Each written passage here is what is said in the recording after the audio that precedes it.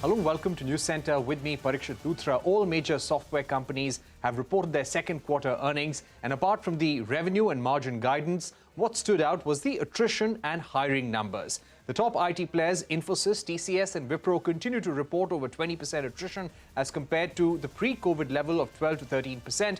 Even as attrition remained high, these IT companies have not accelerated their hiring as much. Infosys hired 10,000 employees in Q2, while TCS hired 9,840 employees. HCL Tech added 8,359 employees, while Wipro added only 600 employees in the second quarter. Industry experts attribute the drop in employee addition to recessionary concerns across the US and European regions, the two key markets for the Indian IT sector.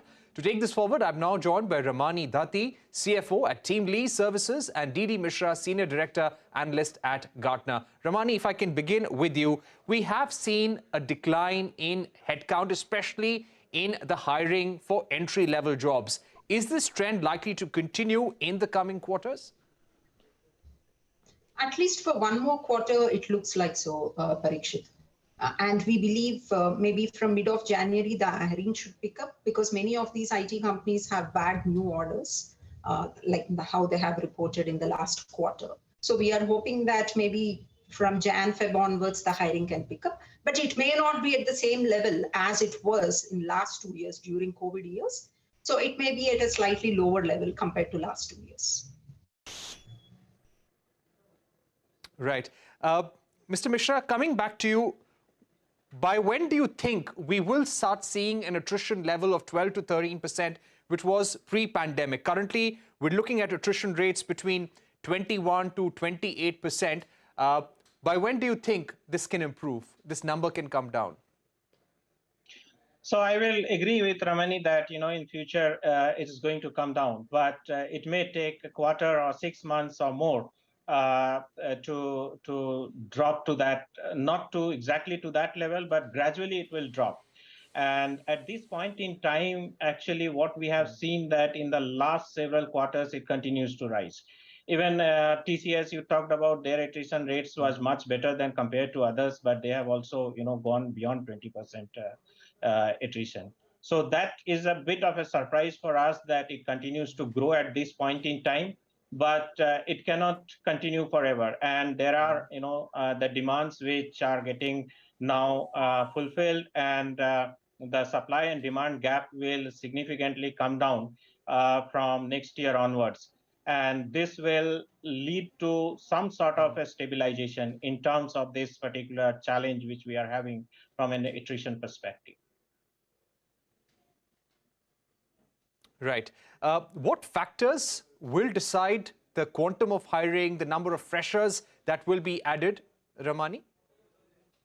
Yes. So it depends on the nature of the projects that these companies are bagging. So whether it requires high-end niche skill set, experienced people, or for regular projects, mostly they use the entry-level employees. So for the last 2-3 quarters, we are not seeing any large demand in the entry-level segment, but the mid and senior level, we are seeing good amount of demand across all the IT services, products, and captive companies. And as I said earlier, we believe the fresher hiring will again pick up maybe from 3 to 6 months from now.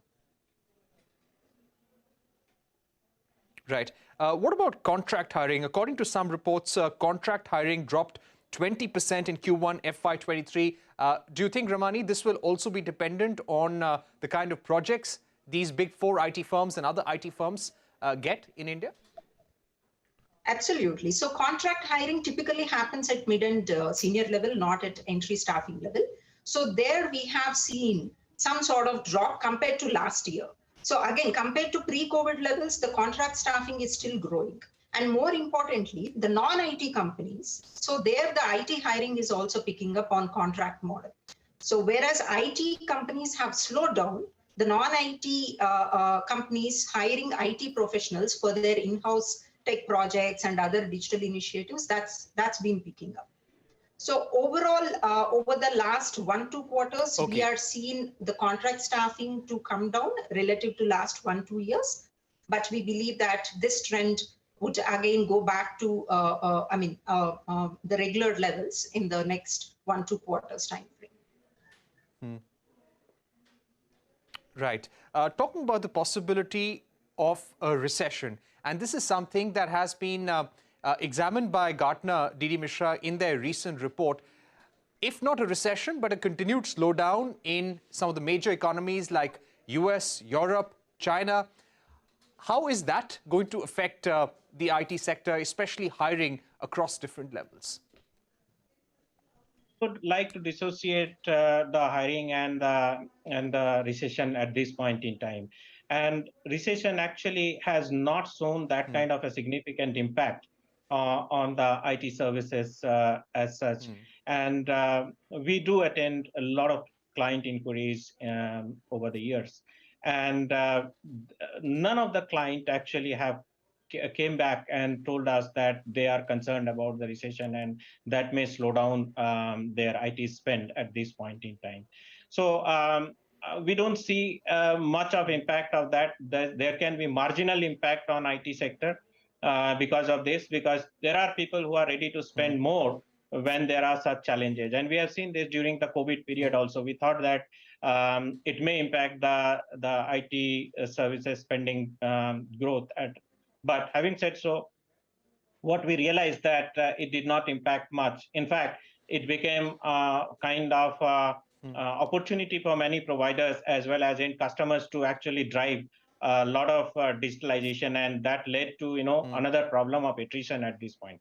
So we have also surveyed, and we are at this point, we are surveying the end customer from a sourcing perspective, and seems that they don't appear to be overly concerned, and maybe that it may create newer demands for optimization and generate more efficiencies and more digitalization on top of what has been done. So from that perspective, we see that it could well be an opportunity as well. And I don't see that customers are concerned about it. They are not talking to us on that particular subject and not showing any kind of concern. Yes, from a spending perspective, we see that IT services spending growth is going to be a little bit slow in 22 and 23, but 24, 25, and 26 are going to be good year in terms of the current forecast which we have at this point in time. Right. Let me also speak about onboarding delays. Ramani, if I were to ask you, we have been reading about onboarding delays for a few months now, and recent reports suggest that there are onboarding delays stretching beyond 6 months in some cases. What is the extent of the problem currently, according to you? It's largely on account of their margin pressures, internal margin pressures, because over the last 2 years, we have seen substantial inflation in IT salaries and almost like 20-25% year on year. And that has impacted their margins. So right now, all the IT companies are focusing more on optimization of their existing resources, increasing their people productivity before they onboard the new employees. So that trend we have seen across all IT services companies. Products and captives, these delays are not much, maybe 2-3 months here and there. But IT services, yes. So we are seeing this trend of delayed onboarding where offer letters are already issued and confirmed. Right. When it comes to wage patterns and paychecks for entry-level employees and also bonuses for existing employees, permanent ones, what are the patterns that we are seeing, D.D. Mishra? So I agree with Ramani that IT companies are trying to optimize, and maybe that they are not seeing that the demand which they are expecting in 2021 are going to come in the same way. So there are multiple factors. But having said so, at this point in time, it depends on the skill set. And if the skill set is towards the niche skills which are in high demand, then in that case, the better appreciation of wage can be, explored by the freshers. But having said so, this depends on how this demand is going to unfold over a period. So already the providers are paying a lot in terms of their wage, and they have tried to accommodate all the cost right now. And going further, this may become a bit challenging for most of the providers to pay an extra money to their the freshers. So from that perspective, I don't see that much of that the wage appreciation is possible at this point in time. But it all depends how the market unfolds and how we react to the changes which are happening in the market.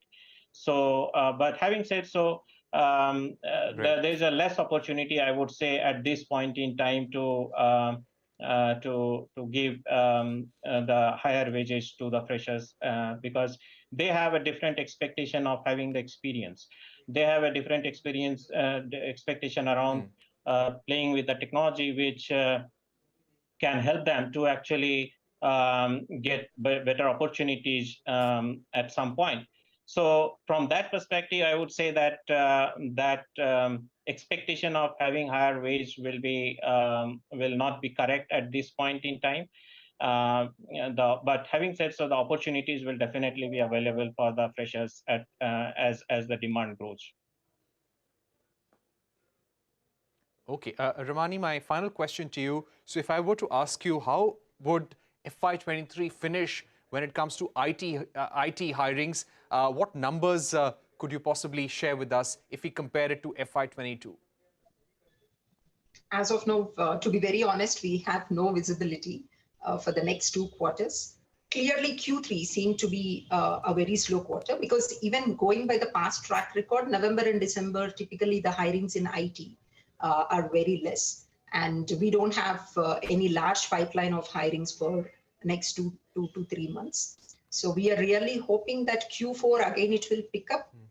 But again, having said that, if I can put on any number in terms of growth or in terms of overall percentage, we don't have any visibility at this point in time.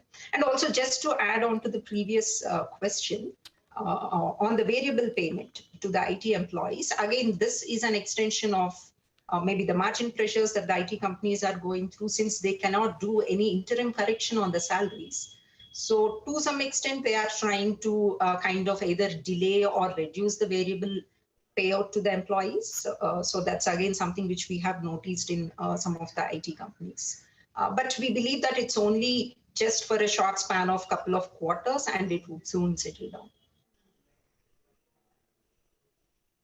All right, Ramani Dathi, Didi Mishra, thank you so much for joining us here on Newscentre, decoding the trends in hiring in the IT sector currently and what the next few months actually have in store. We're going to take a short break here on Newscentre, but don't go anywhere.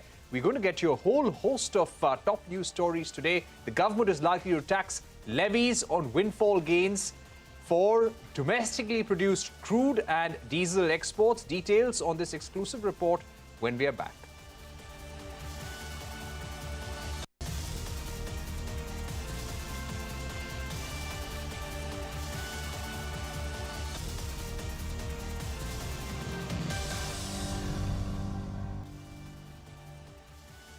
Welcome back. You are watching Newscentre. On to a CNBC TV 18 exclusive now. The government is likely to review tax levies on windfall gains in domestically produced crude and diesel exports. The Revenue Department will soon take a final call based on inputs from Petroleum Ministry. Timsi Japuria is here with the latest.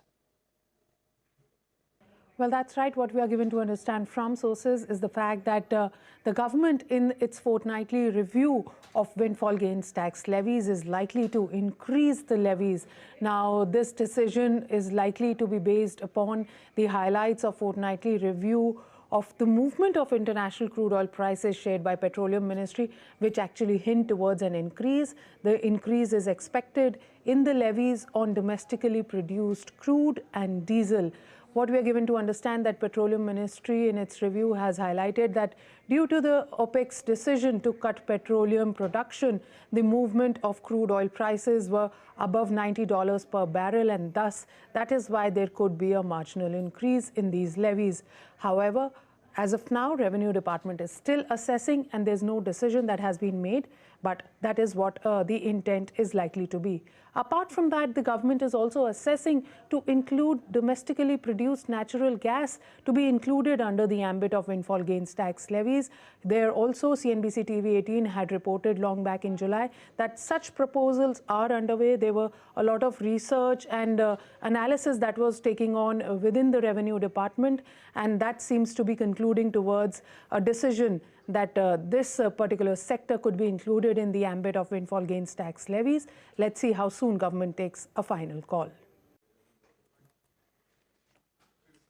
All right. Thank you very much, Timsi, for joining us. Let's get you more news coming in. The insurance regulator has imposed a penalty of 2 crores on Max Life Insurance. Yash Jain joins us now. Yash, what are the charges against Max Life? Well, that's correct. So the total penalty which has been imposed on Max Life Insurance is about 2 crore. Axis Bank, which is the promoter entity of Max Life Insurance, Axis Bank is supposed to remit this amount of 2 crore to the insurance regulator. That is within 21 days. As far as the charges for this particular penalty are concerned, the penalty has been imposed on Max Life for giving undue benefits to Axis Bank in the transaction that happened between Max Life and Axis Bank. Now, finally, Axis Bank and Max Life will have an option to challenge the insurance regulator's order before the Securities Appellate Tribunal, which is a standard procedure. Now, I'll quickly give you an understanding in terms of what has been the charge, where has the violation really occurred. On March 15th and 16th, there were various transactions between Max Life, Axis Bank, and these transactions had happened at a price of anywhere between 166 rupees to 108 rupees per share.